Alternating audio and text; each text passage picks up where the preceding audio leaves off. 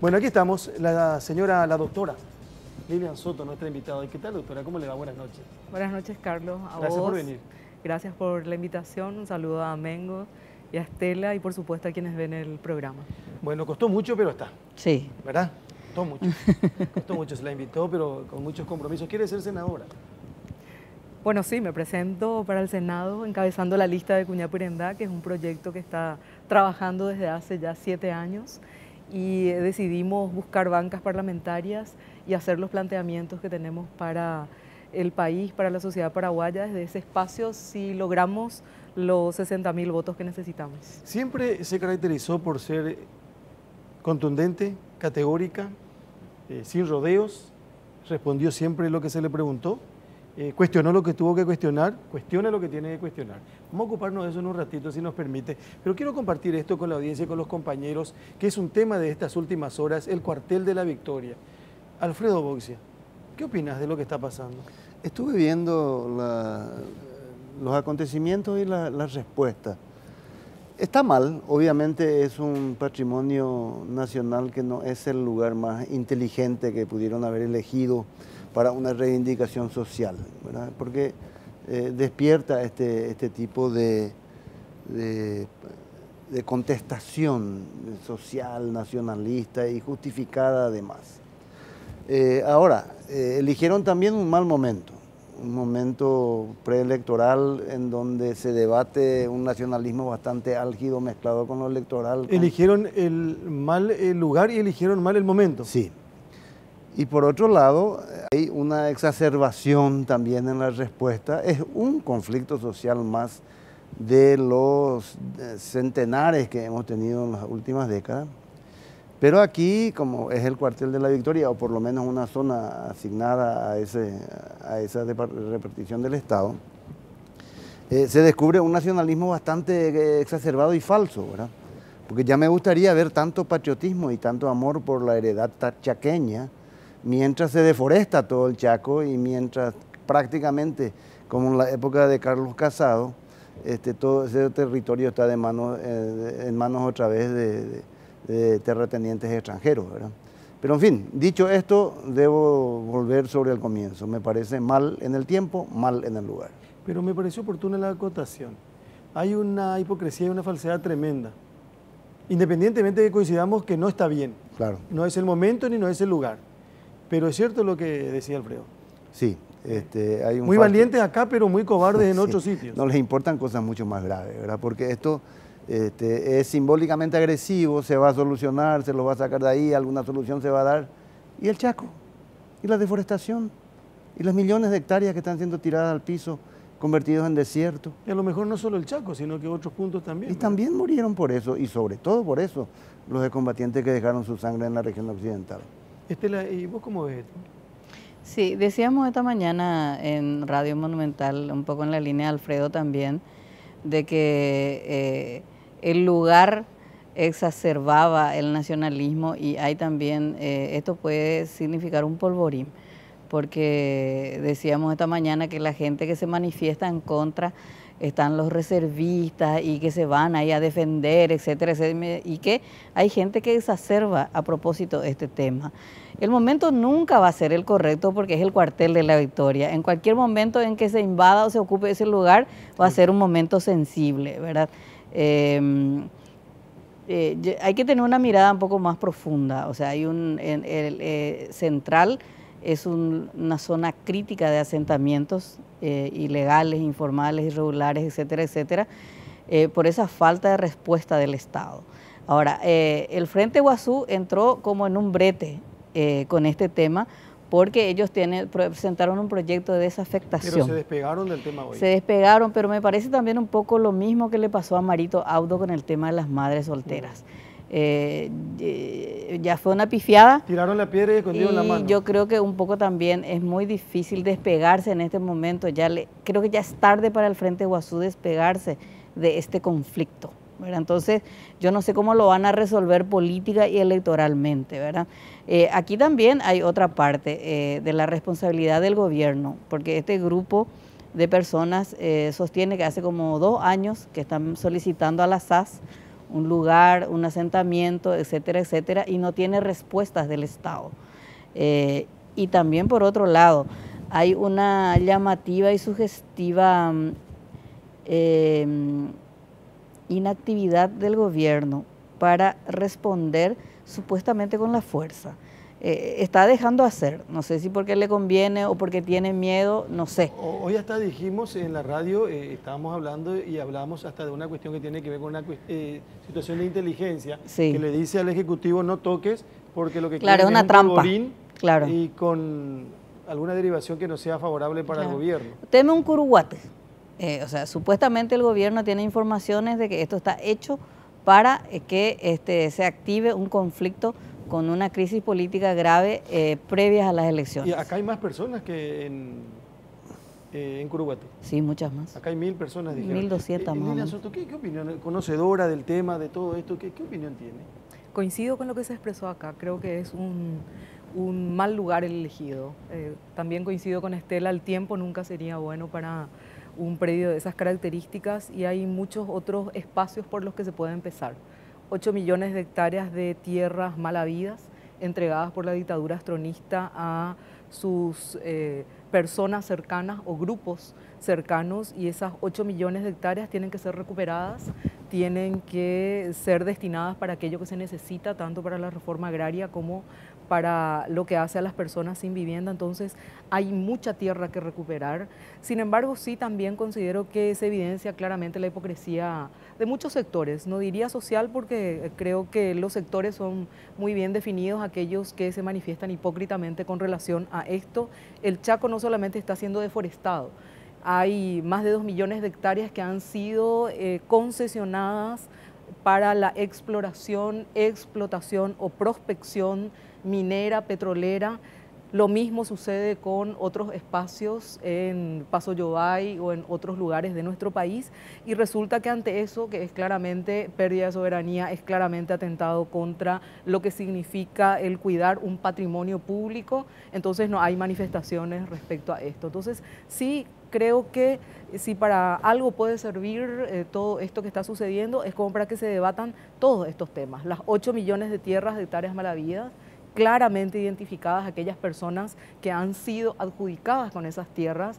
La Comisión de Verdad y Justicia entregó esa documentación al Estado. En consecuencia, hay que empezar por otros lugares para todo el proceso de hacer una distribución de la tierra que es la que corresponde, porque ese es el principal medio de producción de riquezas en nuestro país y también de vivienda, es decir, para la sobrevivencia, para la producción, para todo lo que significa unas posibilidades de modificar un modelo de desarrollo, y esto al colocarse en un departamento tan visible, público, como el Departamento Central, creo que puede despertar ese debate con mucha mayor profundidad. ¿Está? Así es, creo que ojalá no termine en violencia, termine bien, pero es importante lo que terminó de decir Lilian. Despierta un debate que estaba medio adormecido. Tuvimos acá varios candidatos en las últimas semanas de Central a distintas postulaciones, gobernadores, diputados, y todos ellos hablan de la enorme cantidad de asentamientos que hay alrededor de Asunción, en el Departamento Central. Y todos hablaban de una bomba de tiempo, imposible de solucionar desde una visión muy cerrada urbana, que es una cuestión nacional. Y bueno, esta ocupación mal hecha, pero muy mediática, ojalá sirva para despertarnos ante una realidad que quizá no es tan visibilizada en esta época, pero que terminará siendo, sea por violencia, sea por ocupaciones, sea por represión, o sea porque nos duela a nosotros los que estamos en la comodidad asuncena, encontrarnos con esta consecuencia de la migración rural y de la deforestación. Bueno, y hablemos a continuación con la señora Lilian Soto con relación a su candidatura, porque en los últimos días, en los últimos programas hemos venido presentando a gente que no está ligada a un partido tradicional como el Colorado Liberal y que tiene ganas de ocupar un espacio en el Parlamento. ¿Cómo aparece esto? Lilian Soto, si yo no mal recuerdo, ¿fue concejal municipal o no? Fui concejala municipal entre los años 1991 y 2000. Sí. primero con Asunción para Todos y posteriormente cuando Asunción para Todos se incorporó al Encuentro Nacional, encabecé la lista de concejales en el año 1996 y volví a asumir como concejala, y en el año 2000 presenté mi renuncia para ir a estudiar nuevamente Administración Pública. En ese momento ya cambié de profesión, de la medicina. ¿Pero usted es médica? Yo soy médica de formación inicial y luego en los años 90, luego de haber asumido como concejala, decidí cambiar de profesión y comencé a estudiar Administración Pública y Políticas Públicas. Y lo último que hizo en la función pública fue lo de la ministra de la Función Pública.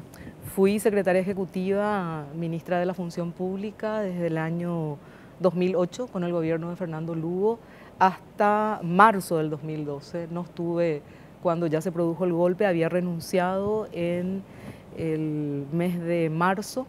El 1 de marzo renuncié porque se había planteado ya mi candidatura a la presidencia como parte de Cuñapirendá. Ya entonces había nacido Cuñapirendá y pensábamos que en el marco de un proceso de continuar esa alianza, no teníamos aún idea de que se produciría un golpe en junio. En el marco de ese proceso, Cuñapirendá había nacido con mucho interés en llevar adelante toda una discusión con relación a las candidaturas presidenciales y se había planteado mi nombre como candidata a la presidencia. Entonces renuncié en marzo. ¿Qué hizo y qué dejó de hacer en esa función pública?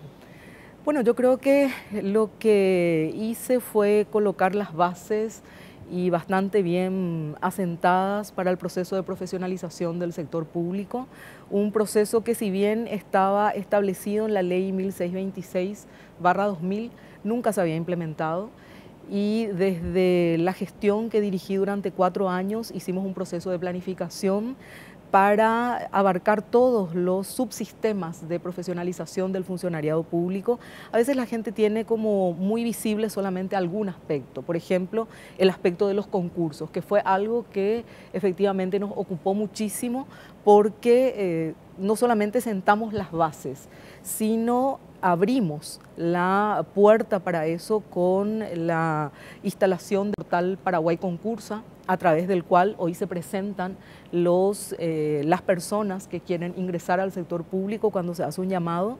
Y ese proceso, para que pueda existir ese portal, trabajamos durante más de 2 años para todo el proceso de informatización y todos los demás aspectos. Creo que si hoy podemos estar mirando a las posibilidades de que haya un sector público profesionalizado, es porque nos dedicamos durante 4 años con un equipo muy apasionado realmente por ese trabajo, para que estén bien claras las bases al respecto. Entonces, creo que ese es el mayor orgullo que creo que tenemos quienes estuvimos ahí, y además un trabajo que creo que fue muy constante para todo lo que hace a el proceso de formación del funcionariado público. Yo quedé muy impresionada cuando ingresé a la Secretaría al ver que, por ejemplo, nunca se había hecho formación en ética pública, en aquello que es absolutamente básico para ingresar y para desempeñarse como directivo del sector público, aquello que significa cuáles son los elementos, los valores de la ética pública, y donde no está solamente el tema de la honestidad. Está, por ejemplo, menciono uno de ellos, que muchos se quedaban con los ojos cuadrados cuando lo mencionábamos, pero la austeridad. Es decir, con el dinero público no se puede trabajar haciendo que se lo utilice para lujos. La austeridad o para tener implica, secretarias VIP. Por supuesto, la austeridad, que significa el uso racional y sin lujos innecesarios del dinero público, es central, porque el dinero es de toda la gente. Entonces, ese concepto tan básico de que lo público es de todas las personas es un concepto que no está incorporado en el funcionariado público y en la alta gerencia pública. Pero yo creo que tampoco en la gente, porque no reclamamos eso. Bueno, pero se trata del liderazgo del sector público, que tiene un alto impacto en toda la sociedad, y que si no tiene eso bien incorporado, por supuesto que la gente tampoco lo va a tener incorporado. Entonces, cuando no hay ese concepto, esa idea, y bueno, suceden cosas como, claro, la gente tira la basura a la calle, cree que es de nadie la calle en lugar de pensar que es de todos y de todas. Y así sucede con lo público. Entonces me llevo una resma de papel de la oficina a mi casa pensando que no es de nadie, cuando en realidad es de todos. Entonces, ¿qué digo con esto? Simplemente que hay muchísimo por hacer, ¿Qué me quedó pendiente? Muchísimo, por supuesto. Decía en esos momentos, en el 2008, que para un proceso de profesionalización se necesitan por lo menos 3 administraciones seguidas que lo hagan sistemáticamente. Nosotras empezamos desde la Secretaría de la Función Pública con las instituciones que tenían interés en hacerlo, en hacer los concursos, porque no se puede de buenas a primeras hacerlo con las 300 instituciones, a no ser que quien dirija la administración pública, desde la propia presidencia y de todos los ministerios, se diga no ingresa una sola persona más sin concurso público de oposición. Pero esa no fue una realidad, porque en la variopinta composición de la Alianza Patriótica para el Cambio tampoco existía una convicción absoluta por parte de todos los ministros, y digo ministros porque casi todos los hombres se negaban a eso, y las mujeres en general fueron las que implementaron, como el Ministerio de Salud, la Secretaría de la Niñez y la Adolescencia, y se negaban a que se haga un proceso que cierre absolutamente las puertas a el ingreso clientelar prebendario, al ingreso que no fuera por procesos que combinen la meritocracia con la igualdad. ¿Y por qué hago esta combinación? Porque no podemos hablar exclusivamente de lo que la gente considera que es meritocracia, que son los títulos. Hay que hablar también de los elementos que produzcan igualdad dentro del sector público. Hablando de eso, Lilian, las mujeres pueden hacer política y si son capaces pueden ocupar cargos públicos. En realidad las cuñadas guapas del Paraguay no requieren de una ley para ocupar cargos públicos. Si las mujeres que hacen política en Paraguay habrán escuchado este tipo de argumentos centenares de veces. Y ahora están pidiendo paridad en la política. Explícanos un poco eso. Bueno, no solamente lo escuchamos centenares de veces, sino hace más de 30 años. E incluso escuchamos ese argumento de parte de las mismas personas. Por ejemplo, recuerdo que en 1992 o 93 ya era diputado Galaverna y pedíamos la cuota de participación política de las mujeres como un elemento central para todo lo que hacía a que las mujeres se incorporen al ámbito político de decisión, y era uno de los que se oponía. Y entonces seguimos discutiendo sobre ese tema. Voy a tratar de hacerlo muy, muy sencillo en realidad. Cuando estamos hablando de participación política, estamos hablando de la irrupción en el espacio público de las mujeres que durante mucho tiempo estuvieron fuera de eso, porque la lógica era que las mujeres estaban para el espacio privado. Entonces el espacio público era un espacio privativo de los hombres, y esa diferencia en los roles hacía que las mujeres se ocuparan principalmente de todos los temas domésticos, de crianza, y a partir de esas diferencias, cuando se produce el acceso al derecho al voto y a la posibilidad de candidatarse, se encuentran los obstáculos. Las mujeres tienen muchísimos mayores obstáculos para el acceso a los espacios de poder político. ¿Dónde se encuentran esos obstáculos? Primero, en esta clara división de roles que coloca a las mujeres con las responsabilidades privadas. Es decir, el hombre no se tiene que preguntar con quién deja a sus niños o a sus niñas para ir a hacer política. La mujer sí se tiene que preguntar eso. El hombre no se tiene que preguntar si es que utiliza la plata de la familia para hacer política, para invertir en política. La mujer se tiene que preguntar eso porque se puede llegar a quedar sola, como tenemos un gran porcentaje de mujeres en nuestro país. Entonces, todo esto constituye barreras para las mujeres, y a partir de ahí, en los años 90, surge todo el proceso de discusión sobre las medidas de acción afirmativa, que son los cupos o cuotas que se empiezan a implementar en la región. 1991 Argentina, el primer país, y Paraguay en 1996, con una cuota mínima de 20% en las listas. Pero ¿qué pasa? Los feminismos, y digo los feminismos porque fueron los movimientos feministas los que impulsaron siempre este debate de la participación política, y el movimiento amplio de mujeres también en los diversos países. Se caracteriza por hacer un análisis y un debate, es decir, si algo funciona o no funciona, lo vuelve a discutir. Y es así que desde los años 2000 empieza a debatirse otro tema que ya no pasa por las cuotas, sino por el concepto de democracia. Es decir, ¿qué implica la democracia representativa? Implica la representación. Entonces, ¿quiénes tienen que estar representados ahí? ¿Cuáles son las pluralidades que deben presentarse en la democracia representativa? ¿Y con qué nos encontramos? Con que hay dos pluralidades reconocidas. ¿Cuáles son esas pluralidades? Una, la pluralidad ideológica. Es decir, cuando se hace una elección no pueden estar todas las personas de un mismo sector ideológico. Por eso existe el sistema proporcional. Y la pluralidad territorial. ¿Qué significa esto? Que no pueden estar todos los parlamentarios representando a un solo departamento. Sin embargo, hay otras pluralidades que no están reconocidas. Por ejemplo, la diferencia sexual. Hombres y mujeres formamos parte de la sociedad, 50 y 50% de la población, y no estamos. Por ejemplo, la pluralidad étnica. Es decir, tenemos 3 departamentos del país en donde el promedio de la población indígena es del 30%, juntando los 3 departamentos, y no hay una representación indígena, una banca reservada para los pueblos indígenas, ni en las juntas departamentales, ni en la Cámara de Diputados de Senadores. Entonces, ¿qué digo con esto? ¿Qué es lo que se plantea con la ley de paridad? La ampliación del sistema de la democracia representativa, es decir, que hombres y mujeres estemos en igualdad, es decir, las mujeres no pedimos supremacía, no pedimos que a partir de un planteamiento las mujeres pasemos a gobernar, quizás sería lo justo, si es que reclamáramos justicia histórica, si los señores gobernaron durante 200 años en solitario, ¿por qué las mujeres no gobernar el país en solitario los próximos 200 años? Pero lo que se plantea es la igualdad. Entonces, esa es la ley de paridad, es una reconceptualización de lo que hace a la democracia representativa. No es una cuota, no podemos hablar de quién es más capaz, llega o no. Por favor, miremos el Parlamento simplemente y pensemos cuáles son los señores capaces que se encuentran en el Parlamento actual. Entonces, ese es el debate sobre la paridad hoy. Ayer me decía un diputado liberal con relación a los números.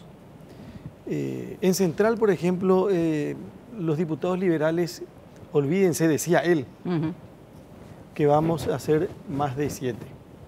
Creo que 7 es el número que tiene hoy inclusive el Partido Liberal Radical Auténtico. Y decía él que al Partido Liberal le va a costar más que al Colorado mantener las bancas. En el Senado también se habla de eso, permanentemente, de 11 liberales, así como están las cosas para el Senado, y que le podría afectar al Partido Colorado y que podría reducirse a 15. Entonces aparece ahí un abanico de posibilidades, hay más candidaturas de diferentes sectores. Hay 29 listas para el Senado. Por ejemplo, y una de esas candidaturas es Lilian Soto. Si uno es colorado, si uno es liberal, si uno es un ciudadano paraguayo con ganas de ir a elegir realmente el 22 de abril, ¿qué le propone Lilian Soto como candidata a senadora y por qué no como senadora? Hoy Efraín Alegre firmó 5 posibles decretos. Llegó a ser presidente, sí, y mis primeros 5 decretos son estos. ¿Qué haría Lilian Soto, por ejemplo? Bueno, lo primero que tengo que decir es que Cuñapurendá es una propuesta que tiene claras definiciones ideológicas, que es lo que debería tener cada uno de los partidos políticos, de los grupos políticos, porque de eso se trata la organización política. ¿Para qué y por qué nos organizamos? Por ideas claras que podamos llegar a plantear. Cuñapurendá es socialista, feminista y ecologista. ¿Qué significa esto? Significa que buscamos la igualdad de clase, la igualdad de género y buscamos la modificación del modelo económico productivo extractivista, que es el que hoy está avanzando y destrozando nuestra sociedad y nuestros bienes naturales. Entonces, estas son nuestras orientaciones ideológicas y son los elementos que guían nuestra propuesta legislativa. La propuesta legislativa de Cuñapurendá, voy a hacer un poco de propaganda, la pueden encontrar en www.cuñapurendá.org. Ahí en elecciones 2018 van a encontrar el conjunto de las propuestas legislativas, son 67. Hicimos un análisis y nos dijimos, trabajando en el Parlamento Nacional, podemos llevar adelante un proceso de debate de 13 a 15 propuestas legislativas anualmente, y esas 13 a 15 propuestas legislativas, algunas ya están en el Parlamento, hay que rediscutirlas, están planteadas para los 3 ámbitos de políticas públicas, y voy a mencionar solo algunas, porque no puedo hacer el recitado de las 67, pero las pueden encontrar sin ningún problema. Hay 3 ámbitos básicos de políticas públicas y para los 3 ámbitos hay planteamientos. El ámbito económico-productivo, el ámbito político-institucional y el ámbito social-cultural. Para el ámbito económico-productivo tenemos objetivos muy claros. El primer objetivo es acabar con la acumulación y generar el proceso de redistribución de las riquezas. Y eso se logra afectando a los medios de producción. ¿Y cuál es el principal medio de producción en nuestro país? La tierra. Los modos de producción, es decir, cómo se genera la plusvalía, y afectando toda una serie de otros aspectos relativos, por ejemplo, al trabajo y a los derechos en el trabajo. Entonces menciono 2 o 3 de esas propuestas de leyes para el ámbito económico productivo. La primera, que nos parece indispensable, es la Ley de Recuperación de Tierras Malavidas. De las 8 millones de hectáreas están identificadas. Necesitamos recuperar esas tierras. Nuestra Constitución es muy clara. Habla de las posibilidades de todo lo que hace a la expropiación, pago previo cuando no se trata de la reforma agraria y definición por ley de cómo se hacen los pagos si son tierras sujetas de la reforma agraria. Entonces es muy claro, hay que leer nomás lo que ya se escribió en un Estado social de derecho como el nuestro. Eso es básico para nosotras y nosotros, porque también hay hombres dentro de Cuñapirendá, así que es uno de los planteamientos principales. Otro planteamiento central, la aprobación de la Ley de Agricultura Campesina, que ya está en el Congreso, pero con algunas modificaciones. Por ejemplo, afectar la producción campesina a las compras públicas, de modo que efectivamente esté garantizado todo lo que hace a la comercialización y el precio justo para la producción campesina. A ver, y esto, me quiero detener un rato simplemente en esto. No puede ser que suceda lo que está pasando en nuestro país, en donde en 5 años se duplicó la importación de productos hortifrutícolas. Es decir, en un país en el cual tirás un tomate al asfalto y te crece una planta de tomate, y resulta que nosotros importamos productos hortifrutícolas. ¿De qué se trata esto? De la expansión de un modelo económico productivo que está destrozando todas las posibilidades de la agricultura campesina, y esa es la causa. A ver, si hoy hablamos del problema de la vivienda en Central, esa es la causa. Si hoy hablamos del problema de la tierra en todo el país, esa es la causa. El modelo extractivista, el modelo agroexportador, entonces eso hay que frenarlo. Hay que frenarlo y hay que frenarlo con medidas muy claras que tienen que ser discutidas por la sociedad. Es decir, no hay que tenerle temor a eso. No hay que tener temor a que, porque algunos gremios se autodenominen de la producción y desconozcan que productores y productoras son los campesinos y las campesinas, entonces ya no podemos hablar de las expropiaciones que están establecidas en nuestra Constitución, que no podamos hablar de recuperación de tierras que claramente está definida que estaban destinadas a la reforma agraria. Entonces ese es un elemento central, modificar ese modelo económico productivo, y eso se hace con leyes, eso se hace con una discusión fuerte. Ese es un debate que a mí siempre me llama la atención con respecto al impuesto a la exportación de granos, que se reduce a al impuesto a la soja. Y la pregunta que yo me hago siempre es ¿realmente debatimos el modelo de desarrollo sostenible o debatimos simplemente que siga creciendo las plantaciones de soja, pero le vamos a cobrar más impuestos? Bueno, a mí me parece que esto que estás diciendo, Estela, es clave para colocar lo siguiente. La política impositiva es una política que tiene una clara connotación de orientación y definición de política pública y de modelo económico productivo. Es decir, lo que no es sencillamente vamos a quitar un poquitito más de plata, vamos a incentivar esto y vamos a desincentivar esto. ¿Y cómo se desincentiva? Se desincentiva con ciertos impuestos, se incentiva con ciertas cuestiones de apoyo a ciertos sectores, esos son los subsidios, etcétera, etcétera. Entonces, hay un mecanismo a través del cual hay que hacer esto. Mientras se van recuperando las tierras, hay que frenar todo lo que hace a esta expansión de un modelo y hay que cambiar el discurso. Ese discurso tiene que ser potente en el Parlamento y en todas partes para decir cómo es que el discurso puede ser que Paraguay crece y se desarrolla cuando lo que hace es autodestruirse y destruir los bienes naturales.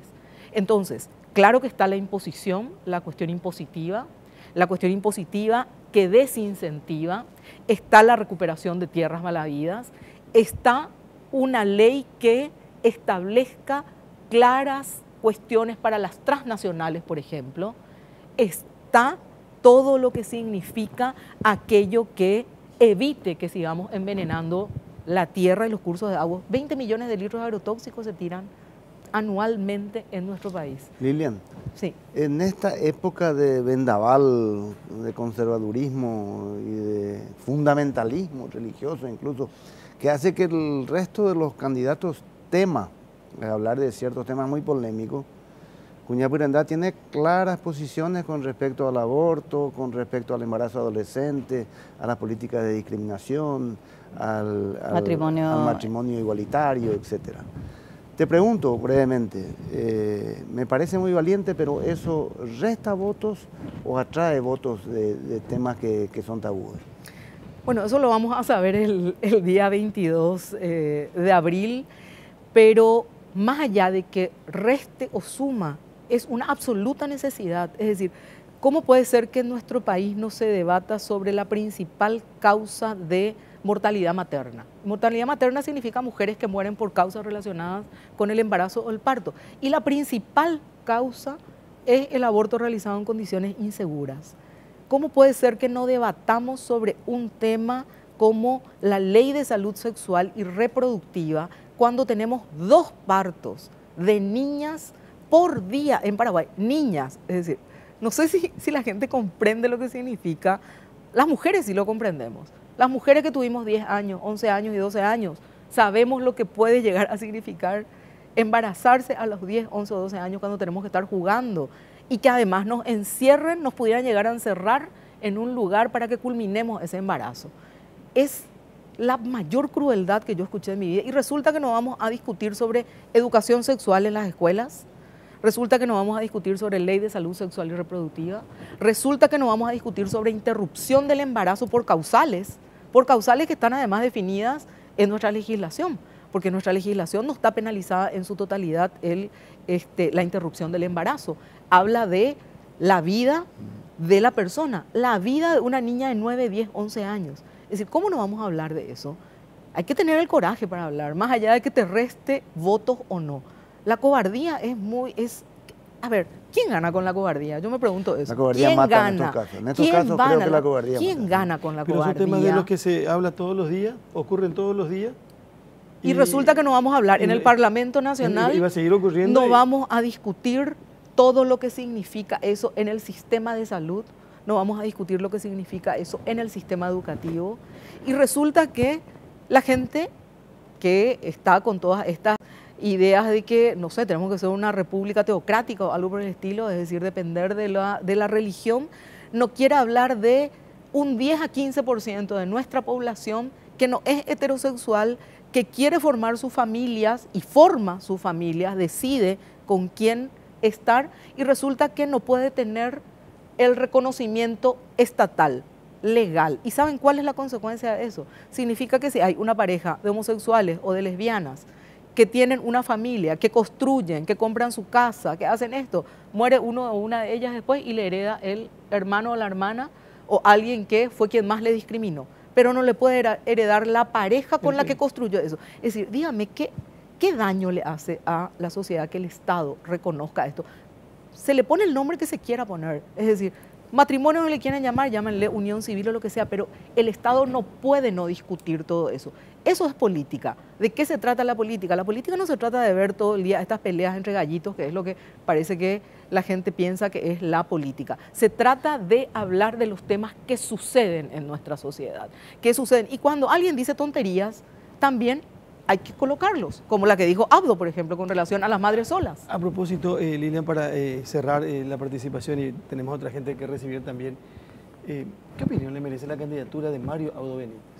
Representa el estronismo, el atraso, representa el fundamentalismo hoy. Sus planteamientos, han sido sistemáticamente aquellos que nos muestran que no puede haber un avance con Mario Abdo Benítez, porque no pasa por ser hijo de quien es. En Argentina hoy existe una asociación de hijos e hijas de referentes de la dictadura militar, de represores, de torturadores, de gente que mató, asesinó, torturó, hizo de todo, incluso secuestró a los niños y a las niñas de las personas que estaban presas, y dicen hoy, nosotros no somos responsables, nosotros no queremos eso, nuestros padres se equivocaron y fueron padres que hicieron mucho daño a nuestra sociedad. Si algo así hubiese dicho Mario Abdo Benítez, todavía se podría pensar que algún tipo de avance podría existir, pero no, reivindica el estronismo. Así que solo espero atrasos de una persona de estas características.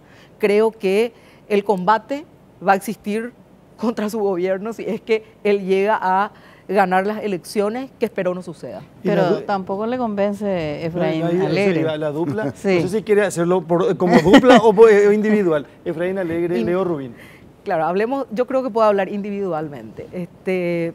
Efraín forma parte de un partido que fue muy importante contra la dictadura astronista. Es decir, a ver, yo no me puedo salir de aquello que fue mi propia lucha, mi propia historia.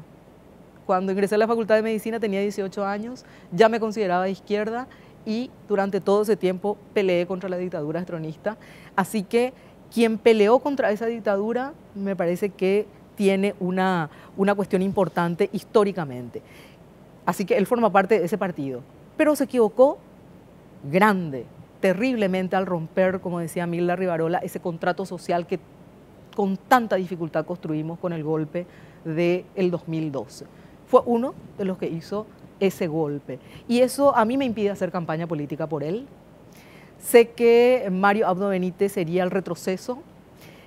Creo que las equivocaciones de Efraín lo colocan en una posición ante la cual no nos permite a muchas personas estar apoyándolo.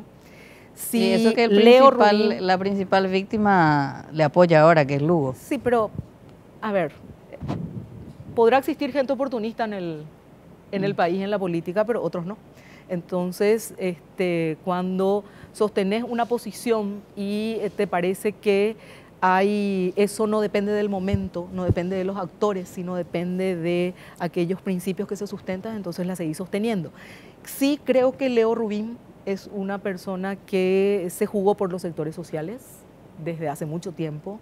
Su actuación en Curubatú fue muy valorable, es decir, una de las pocas personas que colocó todos los elementos en ese momento tan terrible para el campesinado de nuestro país y para todas las personas que finalmente terminaron en esta difícil situación de hasta 30 años de cárcel, y está incursionando en política. Creo que podría colocar algunos de los elementos importantes si es que llega a ganar la dupla Alegre-Leo Rubín. Y creo que el Frente Guazú, por más de que no coincido con muchas de las cuestiones de sus actitudes de los últimos años y con ciertas posiciones, creo que al estar dentro de esa alianza seguramente va a poder colocar cuestiones progresistas también. Y por último, Fernando Lugo. Bueno, Fernando Lugo fue una persona muy importante para un proceso de alternancia en nuestro país y lastimosamente no pudo, en mi opinión, concretar cuando tenía toda la popularidad uno de los elementos centrales de modificación de todo esto que hace al modelo económico productivo, que es lo de la recuperación y la redistribución de la tierra.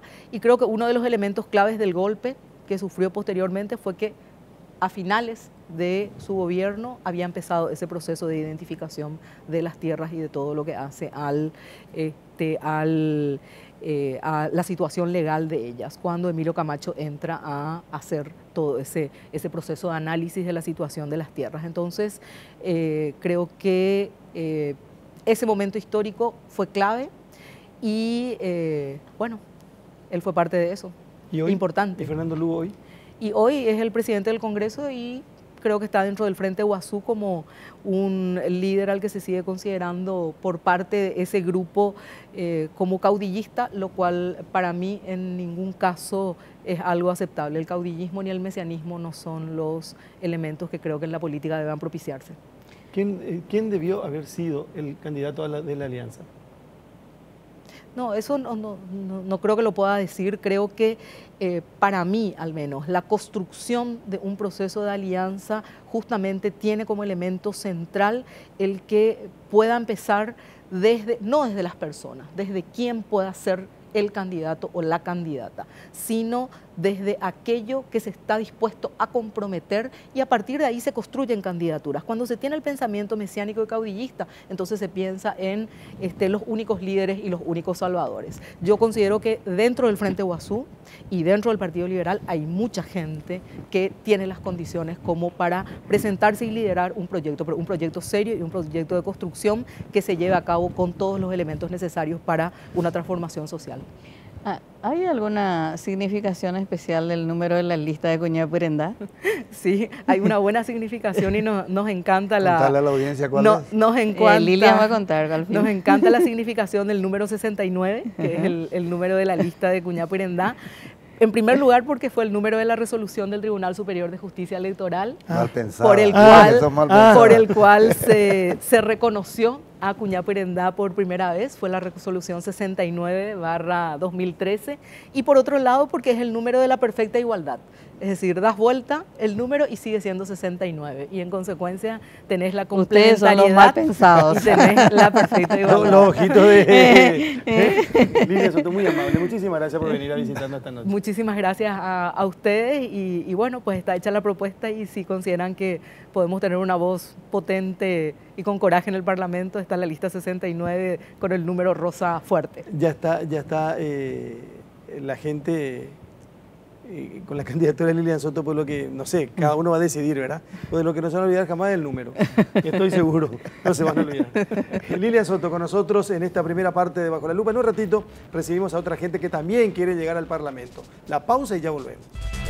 En 5 minutos serán las 10 de la noche. Comisario, situación de retiro. Comisario General Director, retirado. Comisario General Director retirado, Antonio Gamarra. ¿Cómo le va? Pocas veces, muy bien. Pocas veces tengo la oportunidad de mencionar mi grado porque se me conoce como Comisario Gamarra, ¿verdad? Y lo que costó llegar a Comisario General Director. Además, acá en nuestro país comí nomás lo se dice, no así ni comisario no se suele comí, ¿verdad? ¿Quiere ser senador también? Voy a ser senador. ¿Movimiento? ¿Cómo se llama? Paraguay Seguro. Movimiento Paraguay Seguro. Paraguay Seguro. Sí, señor. Él también tiene una picardía en el número de su lista.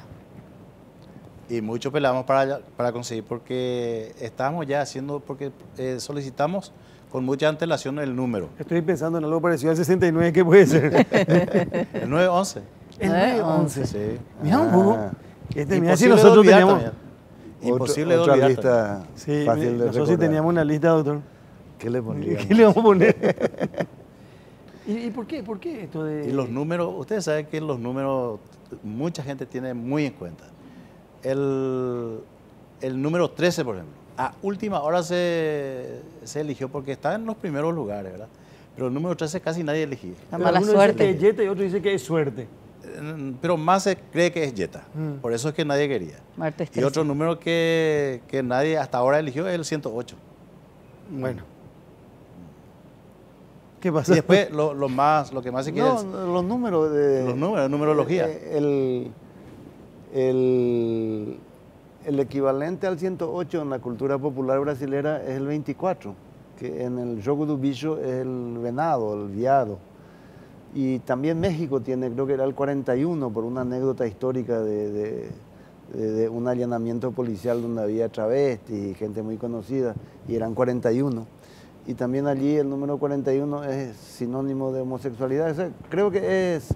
La numerología tiene que ver también con Sí, la cultura totalmente. popular, ¿verdad? Bueno, Paraguay Seguro, lista número 911.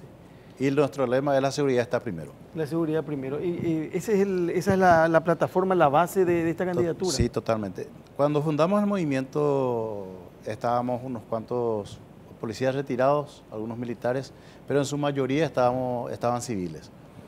Y dimos llamar Paraguay Seguro porque era un tema, y creo que hasta ahora, que la gente requiere o exige más seguridad, necesita más seguridad. Y nosotros conocemos ese tema. Ustedes se dan cuenta que ahora hay muchos candidatos, conductores de televisión, artistas, cantantes, comediantes, y todo el mundo está ofreciendo seguridad. Y nosotros con mucha más razón y con mucha más propiedad estamos presentando propuestas con relación a la seguridad. Y sin desconocer otros temas, salud, educación, pero como dice un dicho, el que abarca mucho, poco aprieta. Nosotros vamos a insistir mucho más en lo que es seguridad. Por supuesto, tenemos un conocimiento general para entender cuáles son las propuestas que van a ser beneficiosas para nuestro país. Vamos a acompañar las propuestas que, a nuestro parecer, van a ser de beneficio para nuestro país. Lilian Soto dijo recién que no le puede votar a Mario Benítez, ¿verdad? Por muchas razones, pero que tampoco no le convence la candidatura de Efraín Alegre. ¿Ustedes tienen un candidato ya decidido a seguir o...? Nosotros en nuestro movimiento tenemos muchísimos amigos liberales, colorados. Ahora estoy llegando de una reunión de Itagua, donde la mayoría eran liberales. Pero, y por eso nosotros no le decimos a nuestros simpatizantes, a la gente que nos sigue, que le voten a tal o cual candidato. Pero yo como persona, yo ya tengo bien clara a quién le voy a votar. Y le voy a votar a Mario Audo Benítez. Pero no se le impone a los seguidores. A nadie. Nosotros no hay corremos el mensaje. riesgo de perder a esa gente si es que le pedimos que voten por tal o cual candidato. ¿Y por qué Mario Abdo? Una persona que prácticamente todo este periodo parlamentario estuvo ha dejado de lado ciertos beneficios para mantenerse en una postura. Yo creo que tiene una personalidad, un carácter para ser presidente. Más que Cartes. Mucho más que Cartes. Él tiene una fuerza, se ha opuesto al poder, al dinero. Mucho más cómodo hubiese sido para él seguir siendo senador o alinearse y en estas nuevas elecciones o en este nuevo periodo seguir siendo senador y tener todos los beneficios que pueda, ¿verdad? Que eso acarrea. Sin embargo, ser un parlamentario opositor tiene sus desventajas. Y todo un periodo parlamentario, no es que a última hora decidió ser opositor. ¿Cuántos policías retirados hay más o menos en el padrón? Bueno, en el padrón estarán, no sé con exactitud, No, difícil de pero saber. aproximadamente 20.000. Y los oficiales activos también pueden votar en estas elecciones generales. Son otros solamente 20.000. que va a haber ciertas dificultades porque van a estar trabajando todo el mundo. El 100% va a estar. Ahora, los que son designados en su lugar de votación van a votar. Bueno, yo estoy pensando nomás cuál es el nicho electoral que el comisario apunta para conseguir los míticos 60.000 votos que se necesitan para que entre un senador. Y bueno, pienso que la enorme cantidad de policías retirados debe tener una gran mayoría de Colorado ahí, ¿verdad? Supongo que los policías, sobre todo de cierta edad, eran todos colorados. Por ahí hay un estamento militar retirado, pero ahí ya está el general Benítez, ya hay otro peleando. Nuestro candidato número 2 es el general Gilberto Cabral. Bueno, pero ahí también hay otros militares Sí, pescando también, por ahí. y hay policías también en otras listas, pero ya en el tercero, quinto lugar. Y Pero yo voy ahí- a estar la ventaja que voy a tener es que voy a estar en el boletín de votos. Y aprovechando que la ley lo permite, va a estar comisario Antonio Gamarra, va a decir en el boletín. ¿Se puede poner eso? Se puede poner eso. Algunos están con apodo inclusive. Ahora, comisario, Y para contestarle por la pregunta Al doctor Boxia. al doctor Alfredo Boxia, nosotros contamos con esos votos. O sea que esperamos contar con esos votos. Voto cruzado, ¿no? Voto cruzado. Usted está diciendo que la mayoría de los policías son colorados, eso es cierto. Pero inclusive en estas elecciones, muchísimos colorados no van a votarle a la lista 1, especialmente en la lista de senadores. ¿por qué? ¿Por lo de Cartes o porque...? Y, Porque Cartes va a aparecer al lado de tu cara ahí en el boletín hay de una voto. ventaja muy grande hoy en día que son las redes sociales. Antes la gente no le llegaba la información, ahora todo el mundo está informado. Entonces esa Una es vez una gran ya, ventaja. ya le invitamos al comisario y estaba muy contento porque González Edaer no estaba renunciando. Y ahora No, justamente el se doctor mantuvo. preguntó si era una ventaja que él siga en la lista. Por supuesto que es una ventaja. Claro. Una ventaja muy grande. No solamente él, hay otros. Ujú. Ahora, comisario, obviamente su bandera es la seguridad, pero un poco mirando el historial de Antonio Gamarra, usted tiene denuncias por presunta tortura por aquel famoso caso de Bernardi, en la que supuestamente se le acusó a usted de tortura con Juan Arrón y Anuncio Martí, aquel famoso caso de la mexicaneada, o sea, Sí. la policía le secuestró a los secuestradores para quitarle su arrancarle dinero. botín. Sí. Bueno, en primer lugar, eso jamás ocurrió. Ujú. Eso no existe y yo creo que el tiempo nos dio la razón. En ese momento fueron momentos muy difíciles, especialmente para mí y para el suboficial Shemori, porque nosotros fuimos los que más, en los 63 días del secuestro de María Edith de Bernardi, nosotros trabajamos a full, sin dormir. Recorrimos todo el Paraguay, verificamos absolutamente todas las informaciones. Y el dinero apareció a través de Marcos Álvarez. El dinero apareció a través de una persona que era amigo de ellos, a quien le confiaron para que guarde ese dinero, que eran $350.000, que el señor Marcos Álvarez entregó a las autoridades, a los ministros de aquella época. Creo que fue al ministro Silvio Ferreira y Faneo, que era ministro del Interior. Entonces, mal se puede hablar de mexicaneada. Y en el allanamiento que se hizo en la casa de Víctor Antonio Colmán, se recuperaron $50.000. Ahora, ¿cuál fue nuestro pecado ahí? Podemos decir que yo fui el oficial que firmó la solicitud de captura contra todos ellos, porque ahí apareció la famosa banda de Choré. Y ahí ellos fueron descubiertos. Esta gavilla fue descubierta en esa investigación, en ese proceso. Y no solamente a mí me costó, yo me fui preso por ese caso. Y me vinieron, pero como 20 denuncias y querellas de otros procedimientos que había hecho con anterioridad. ¿Por qué? Porque ellos esperaban que con la denuncia de torturas se anule esos procedimientos, esas condenas inclusive. Y yo aguanté, imagínense que uno esté preso, le vengan como 20 querellas otra vez, uno a uno, eso hay que ir peleando. Y salimos todo bien, gracias a Dios. Y con la fortaleza que tenía, uno, porque tenía la conciencia tranquila, y otro porque tenía el apoyo de la familia, y los superiores estaban bien al tanto de lo que pasaba, estaban bien enterados, y eso fue una ventaja muy grande para mí. Y eso me ayudó para salir más fortalecido. Hoy en día a mí ya no me asusta mucho algún proceso, o por eso yo, el resto de mi carrera, lo que vino en lo sucesivo, actué con mucha firmeza porque estaba seguro de mis procedimientos y ya nadie salía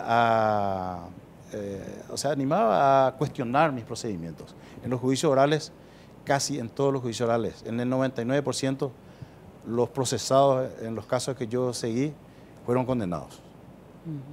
El 99%, para no decir el 100%.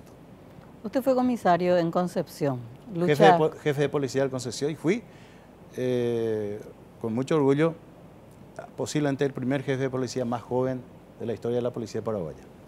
Lucha contra el EPP. Lucha contra el Uno EPP. de los tantos destituidos por el fracaso de la lucha contra el EPP. No podemos decir que es fracaso, porque hasta ahora no ha terminado esa lucha. O sea que no podemos decir... Pero siempre se le cambia al comisario cuando no funciona algo. Y usted sabe que yo no era el jefe máximo de la lucha contra el EPP. Yo era el segundo. El primero era el comandante con la militar. con la Fuerza de Tarea Conjunta. Con la Fuerza de Tarea Conjunta. Restituto González era. Él era el primer comandante. jefe de la Fuerza de Tarea Pero no Conjunta. se puede hablar de fracaso. Tuvimos casi 40 detenidos y también condenados. Y 3 abatidos del primer anillo del EPP. No así, era Coco Bernal, Claudelino Silva, Almirón. Almirón, que murió en el ataque a la comisaría de Cruz de Hierro. Entonces, resultados buenos. Aparte de eso, el único caso que podríamos decir que fue negativo fue el secuestro de Alan. Y Otros que lamentamos mucho es la muerte de muchos oficiales de la policía, pero ¿por qué murieron? Porque nosotros nos íbamos siempre de frente y ellos ponían emboscadas. Ahora no hay novedad, no hay problema. Nosotros siempre estuvimos con muchas novedades y con muchos, a veces, resultados negativos aparentemente porque había personal herido, personal fallecido, porque enfrentábamos la situación. Aprovechando nomás, pues, la lista es 911, es Paraguay Seguro, y para ir cerrando, ¿qué opinión, qué cree usted que pasó con Edelio y con Félix Urbieta? Yo creo que Edelio sigue vivo. Nosotros, cuando estábamos ahí, teníamos muy buena información y siempre estábamos enterados de que en qué situación estaba.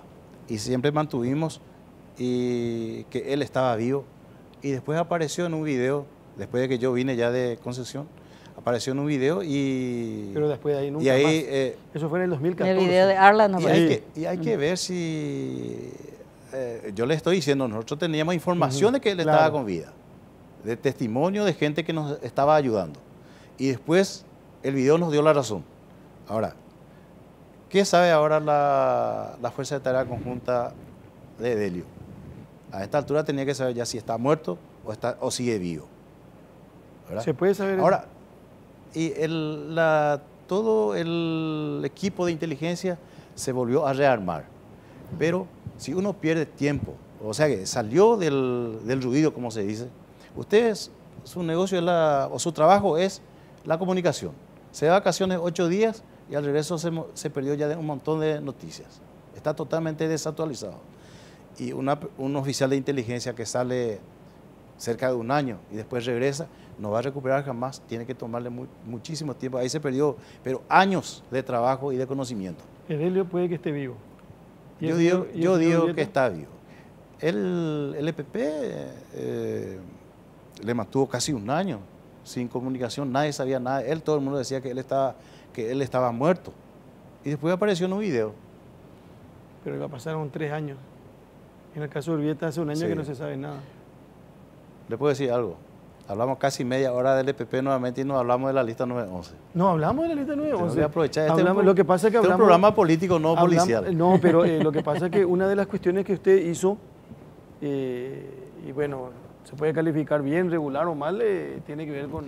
Bueno, yo califico nuestra gestión. Sí. Este es un programa político, no es policial. pero o sea, el EPP no es policial. Es político. Y ustedes dicen que es político, que siempre dijeron que es una cuestión... No, sin duda, porque va a ser señalado, y de hecho lo está siendo señalado ahora como el más flagrante de los fracasos de las políticas iniciales de Cartes, ¿verdad? Nosotros tuvimos éxito. A mí me cambiaron cuando se le secuestró a Arla. El único secuestrado de nuestra era. Y nosotros sacamos provecho de ese caso, porque murieron 2 del primer anillo. Quiere decir que se tuvo una información antes, se tomó las precauciones, solamente que no se puede prever al 100%. Y se sacó la cámara filmadora de la mochila de Coco Bernal y se obtuvo información, pero de primera mano, con imágenes actualizadas, video, armamento que tenían y nombre de todos los integrantes de ese video. Aprovechar que esta pregunta tiene que ver con la candidatura o no. A vos te iba a hacer, comandante. Efraín hoy presentó a una escribanía sus decretos, los primeros decretos que va a firmar si es que gana. Entre ellos hay uno referente al eliminar la Fuerza de Tarea Conjunta. Nada menos que eliminar la Fuerza de Tarea Nosotros Conjunta. también decimos, no eliminar la Fuerza de Tarea Conjunta, vamos a presentar un proyecto para que se modifique esa ley. El mando en la lucha contra el EPP tiene que estar a cargo de la Policía Nacional, tiene que ser un policía. Es un tema policial. Explota una bomba, ¿qué se tiene que hacer?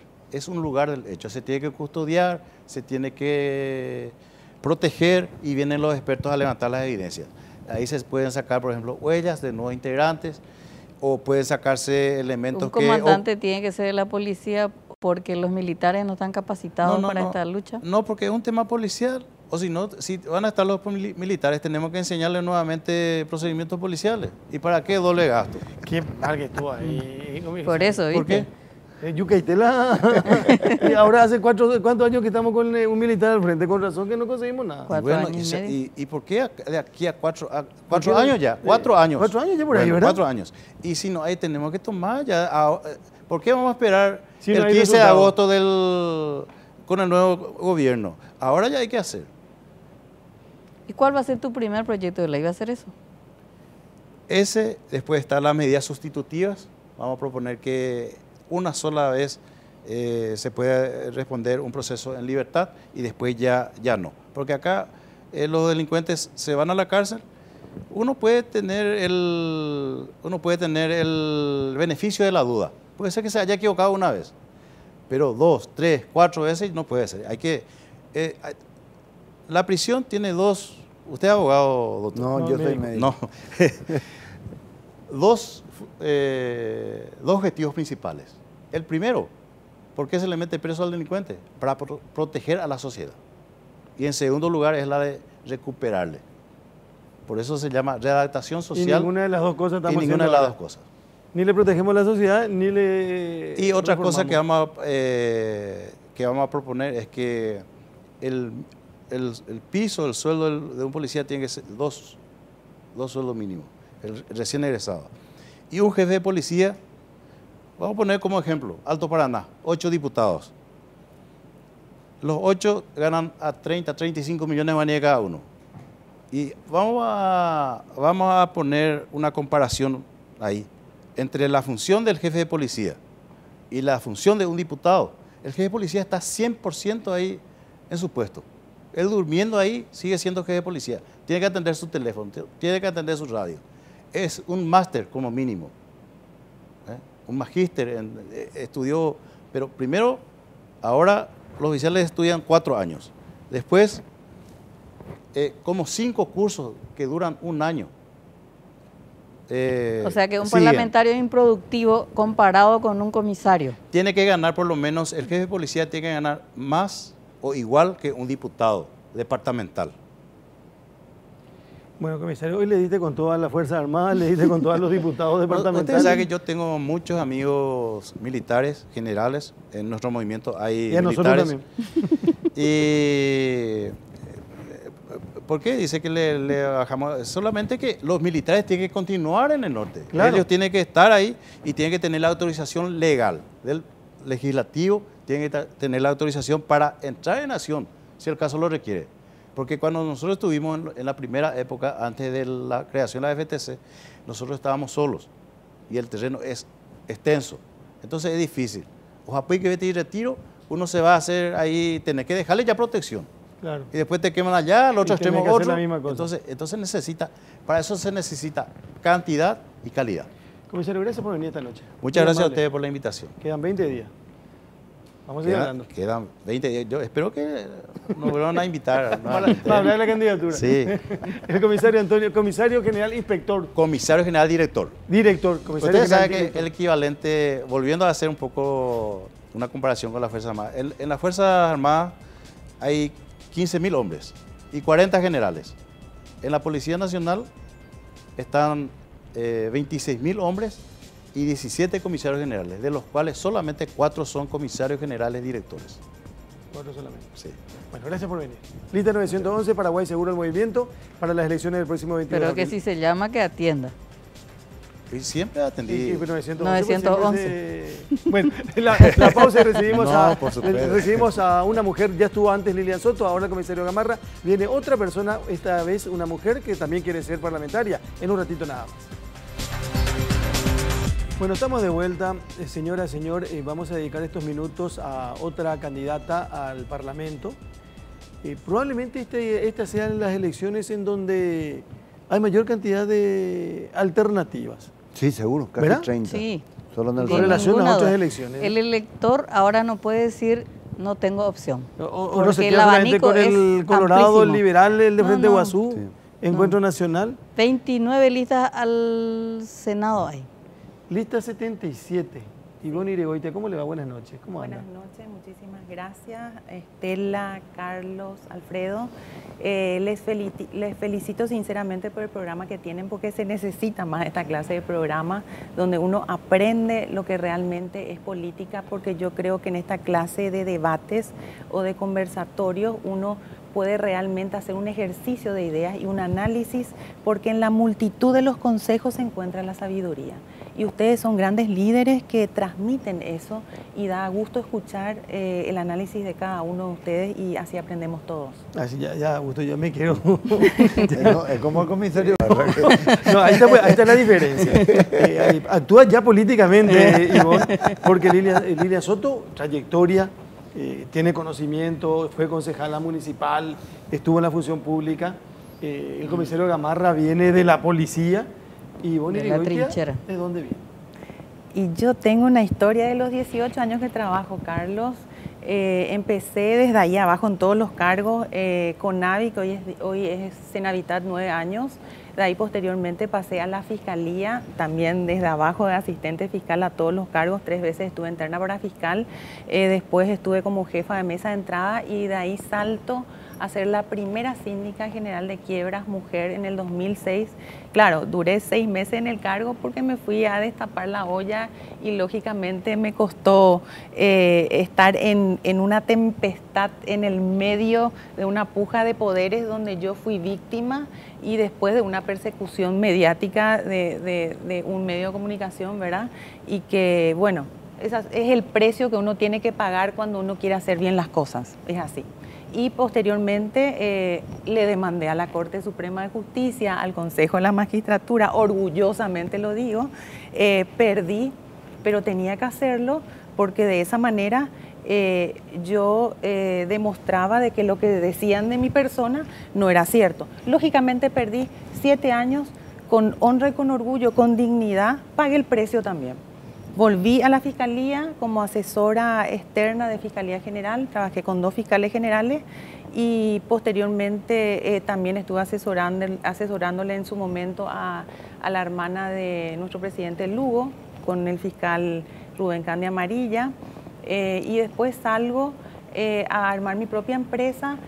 Fui presidenta de la Fundación Princesa Diana Duquesa de Württemberg, una fundación a nivel internacional, donde firmamos un convenio con Sheila Abed y entramos a trabajar con las internas del Buen Pastor. Le elegimos especialmente a las adictas, justamente para darle una terapia ocupacional, para que aprendan un oficio, y para que también, triple objetivo, el tema de cuidar el medio ambiente y de que sí se puede trabajar. Hicimos todo el reciclado de luces navideñas en el Pinedo Shopping, también en la avenida Boyani en su momento, y la fundación fue la impulsora de la marca penitenciaria MOA con Carla Basigalupo, que se acuerdan, ¿verdad?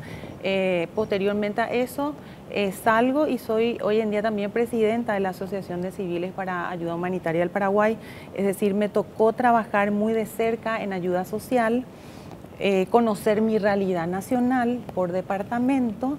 Entonces, todo eso me instó a decir, ¿por qué no soñar y por qué no querer llegar al Congreso y querer el verdadero cambio, Carlos y Estela? Porque ustedes saben, unidos, y el lema es todos por Paraguay. Lista 77. Ivonne, militaste antes en otro partido político. Partido Colorado. ¿Y qué pasó con tu relación con el Partido Colorado? Y estuve en las internas como Parla Sur número 4 en la lista de Cándido Aguilera hace 5 años atrás, ¿verdad? Que ahí empezó el tema político. Lógicamente no llegamos. ¿Y qué pasa? Lastimosamente mi partido no nos da espacio a los jóvenes y a las mujeres, siempre son los mismos de siempre. Yo creo que, y no solamente el mío, es el de también el Partido Liberal, ¿verdad?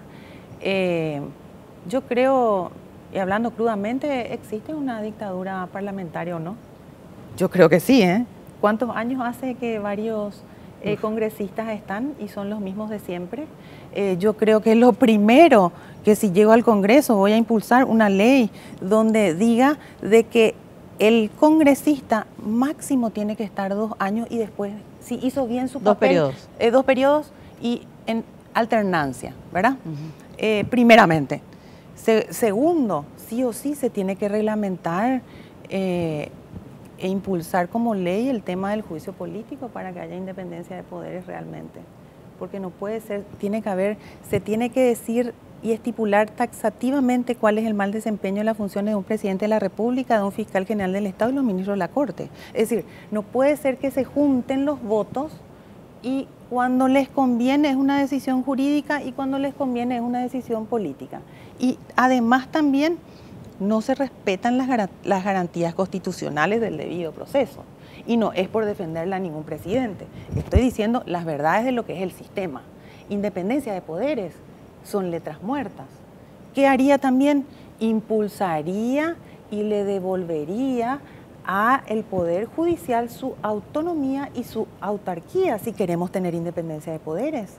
Se debe de respetar el artículo 255 de la inmunidad de los jueces y de los fiscales. ¿Por qué la justicia no funciona? ¿Por qué no tenemos Estado de Derecho y seguridad jurídica, que por ahí debemos de empezar? Porque de nada sirve que yo pueda venir a contar los proyectos espectaculares que faltan, pero si no tenemos justicia, no va a servir de nada.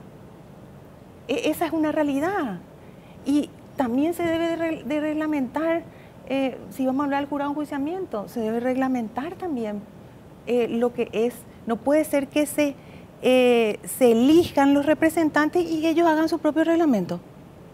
Lo mismo ocurre con el Consejo de la Magistratura. Se eligen todos los representantes y ellos hacen el reglamento de acuerdo a como ellos quieren. Y no se respeta lo que dice la Constitución Nacional. También voy a decir que un presidente de la República tiene la lapicera, pero la tinta tiene el Congreso.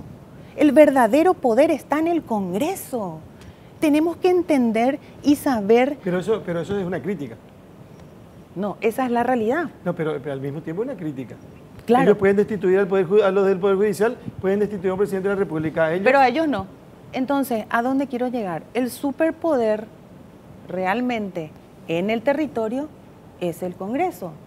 En la Constitución también hay leyes que se tienen que reglamentar para que haya independencia de poderes. Entonces, vamos a hablar con todas las letras. Si yo voy a llegar al Congreso, también yo tengo que decirle y explicarle a la ciudadanía de que nosotros podemos presentar las mejores propuestas, pero si yo no entro con mi equipo, si Ivonne Irigoitia entra sola como senadora, ¿qué es lo que tanto puedo hacer si me voy a ir a enfrentar a dos grupos de poderes que van a ser los mismos de siempre? Y puedo entrar con personas que tengan otra línea de pensamiento diferente al mío. Nosotros necesitamos unidad, nosotros necesitamos aprender a trabajar en equipo, nosotros necesitamos aprender a entender de que todos nacemos con dones y talentos y que somos únicos e irrepetibles. Lo que Estela tiene de dones y talentos yo no lo tengo, y lo que yo tengo ella no tiene. Y cuando entendamos, el ego nubla la inteligencia, que es lo que está pasando con nuestros congresistas. Yo no le quiero juzgar a ellos, pero hay que analizar el comportamiento humano. ¿Por qué una persona que rutinariamente estuvo en el poder durante 30 años y ejerció la autoridad, llega un momento que se cree un Dios todopoderoso sin darse cuenta? Bueno, nos pasamos un poquitito de tiempo, pero queremos preguntar, aparte de Ivonne Irigoitia, ¿quién más en el movimiento, por citar algunos? Está nuestra diputada por Capital, Anabel Liz Villalba, diputado por Central César Recalde, para la Sur Daniel Miño. Tenemos otras candidaturas en Alto Paraná, Richard González, Diputación, tiene 26 años también, por Central tiene 26 años. Yo soy la mayor, que tengo 44, porque todos después tenemos 42, 40, 38, ¿verdad? Tenemos candidatura en Presidente Hayes, a Junta Departamental Alfredo Torres. También tenemos en Misiones el señor Carlos Fernández. Después también en Caguazú, Edgar Ávila. En Alto Paraguay, candidato a gobernador, el señor Gómez y su hijo, candidato a diputado, Sergio Gómez, Bernardo Gómez y Sergio Gómez. Y estamos en 7 departamentos.